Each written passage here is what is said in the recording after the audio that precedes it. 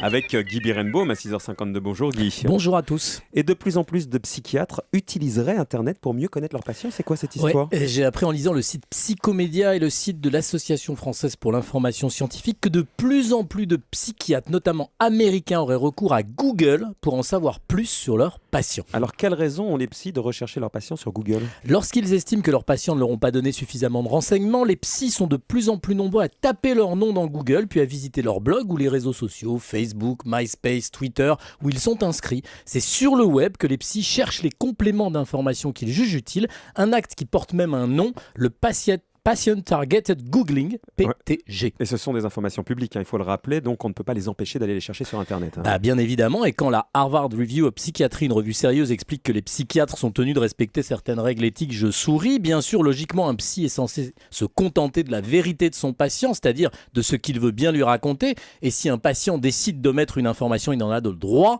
Mais avec Internet, le secret devient vite compliqué. Et il y a déjà des cas connus ? Ouais, le Washington Post raconte l'histoire d'un psychiatre alerté par un proche de l'état dépressif d'un de ses patients. Il est allé lire son blog, il y a trouvé des messages inquiétants. Il a appelé le service d'urgence qui a trouvé le patient chez lui inanimé après une tentative de suicide par médicament. C'est donc un exemple qui plaide pour que les psychiatres utilisent Internet. Oui, mais il y a des cas, Marc-Olivier, beaucoup moins reluisants. La Harvard Review of Psychiatry parle aussi d'un jeune étudiant sans le sou qui avait obtenu un tarif moins cher du psychiatre. Le psy a consulté Internet et trouvé l'adresse et la photo de la belle maison où logeait l'étudiant. Il lui a fait savoir. En réalité, l'étudiant louait juste une modeste chambre au sous-sol de la maison qu'il payait en réalisant des travaux pour le propriétaire. Cet incident fâcheux a entraîné l'arrêt immédiat de la thérapie. Cet exemple montre qu'il vaut mieux que les psys évitent d'aller tout seul à la pêche aux infos sur Internet. Après tout, si un psy a des questions, il peut bien les poser à son patient en face à face.